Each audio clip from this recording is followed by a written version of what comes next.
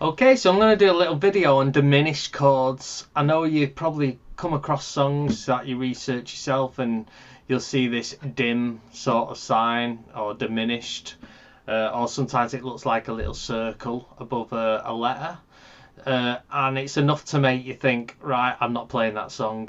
So it's very simple to do, and I'll give you some examples where I've used it from. So, you and I should ride the coast and wind up in our favourite chords. So the day we caught the train. So D and then A sharp diminished.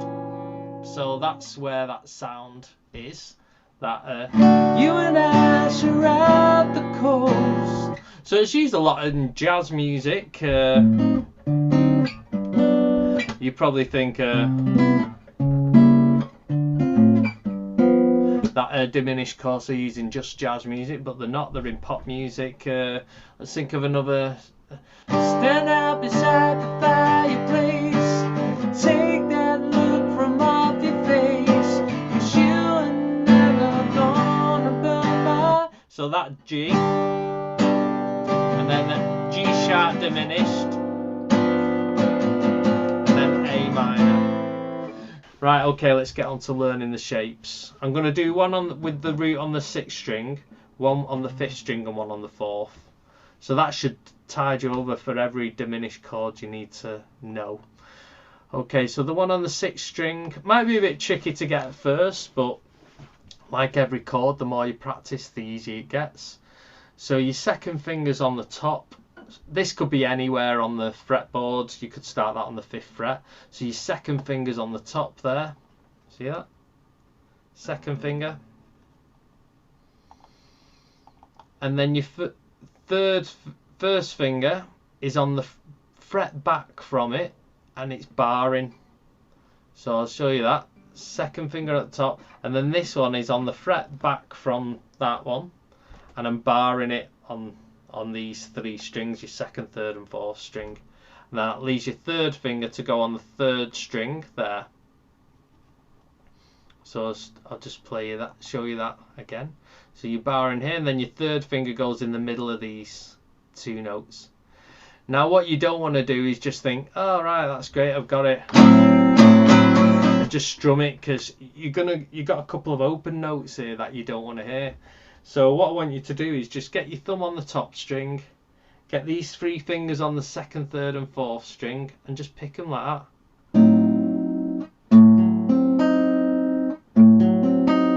And you should do that until you learn how to be able to mute them open strings.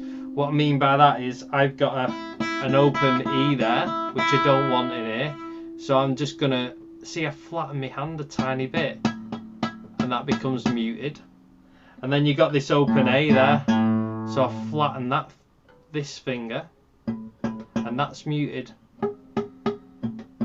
So the open notes that I'm playing, I've muted them here now by not hooking my hand, flattening it a bit more, and then I can actually strum it, and all you're doing is hearing the notes that I'm pressing down.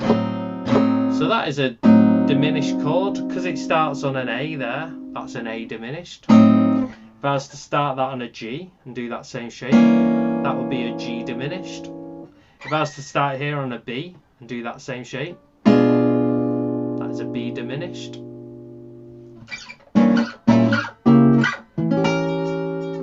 Okay, so that is the diminished chord on the 6th string. So that can come in handy if you want a bit of weight to the diminished sound. You don't want to just go from a full open G to just an empty sort of chord which just uses 4 strings. So like on the Oasis one, it's a G sharp and that diminished shape. See, I'm muting that 1st string and the 5th string.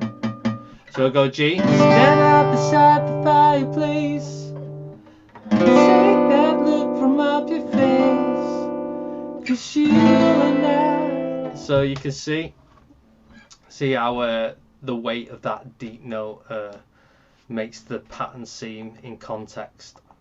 Okay, so the diminished chord on the 5th string.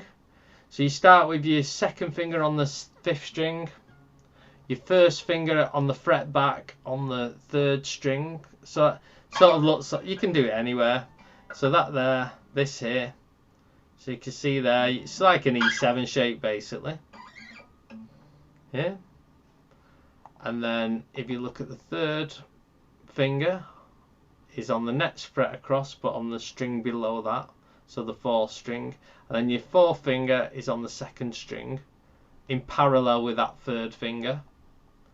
So I'll just stack them up. So you got that, then you got this here, then that there on the second string. So you got these.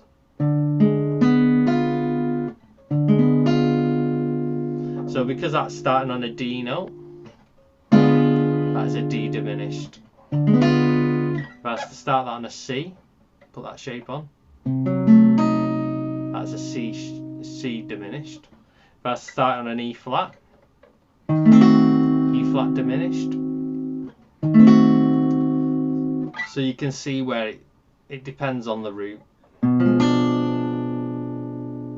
Like the lowest note, that's a B diminished. Okay.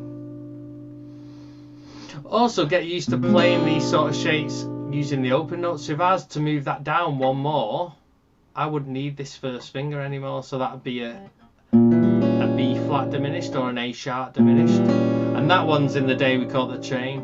You and I surround the coast. So that is the same shape as this, but because that's using the open notes, you don't need to use all them fingers. Like that. Okay, so the last shape, which is more used if you've got a bass player in a band, to cover the bass notes, you might want to just do some high little chord, diminished chord, and you could use this. So you want to bar the second fret there, sorry, the with your first finger on these strings here, second and fourth string, and then your second finger and third finger on the fret across. So I can do it anywhere. So I'm going to bar there, and I'm going to put this second finger on the third string and this third finger on the first string. So because that root's on a G, that's a G diminished. If that root's on an E, I'll do that shape, that's an E diminished. If that root's there on an A, that's an A diminished. Take into account the open notes. That's a D, so that's a D diminished. D sharp diminished, E diminished.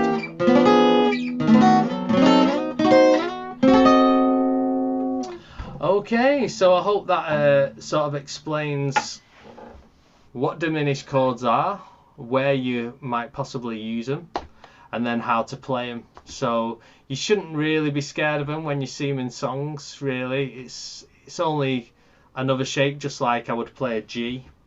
I'd play a G diminished. You know, it's not really that scary. It's not a chord that many people show people how to play. So then you get a bit stuck. All right, hope that helps. Thank you. Diminished chords as well. Once you've learnt a diminished chord here, and then one here, move up, and then one up. That is every diminished chord there. You're probably thinking, what the hell am I talking about? Because it's a parallel chord. If you think you've got 12 notes and they all go up in exactly parallel intervals, the notes in this chord. So it means that isn't just one diminished chord, that is 4 diminished chords. So whatever note you can see there, that is its diminished chord. So this, say for instance, that note's a G, so this is a G diminished. This finger I've got on here is an E, so that is also an E diminished. This finger here is on a B flat or an A sharp, so that chord is a B flat or A sharp diminished. And then I've got a little bit of my finger on this C sharp here, so that is a C sharp diminished as well. So there is 4 diminished chords within that. So then they all move up, and by the time you get to this third chord, all them notes there are the same notes that were in this one. So you got G, E, B flat and C sharp. Here you've got B flat, G, C sharp and E. So it's the same notes but in a different order. So that's a good thing about diminished. Once you've got a couple of shapes, you only need to be able to play them shapes in 2 extra steps, and you've got all your 12 diminished chords. So you can use diminished chords as a way of helping you do a passing chord. So normally when you do a passing chord, A minor to F, say for instance, I go A minor to F. There's an obvious chord in the middle of that, which is here, if you want to do a passing chord. So what I mean by passing chord, if I just go A minor to F, that's A minor to F. And if I want a passing chord in the middle,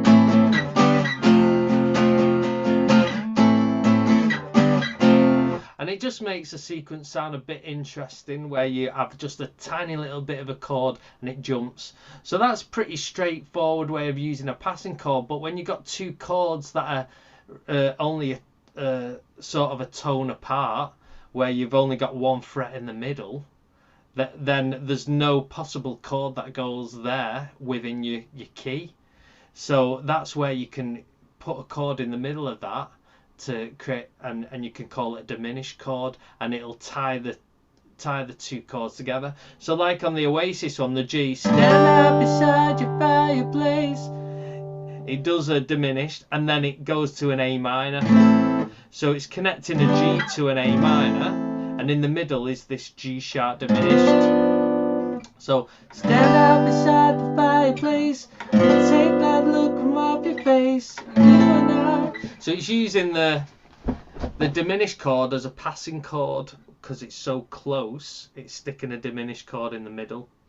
So I hope that explains what passing chords are, and it might seem a lot of information, but I think if you don't understand what I just said, just rerun the video just a couple of times, because it's important to know what passing chords are, because they happen a lot in songs. When you see 3 beats of one chord and then 1 beat of another, then to the next bar, that one chord, that 1 beat chord, is a passing chord to get to the next bar.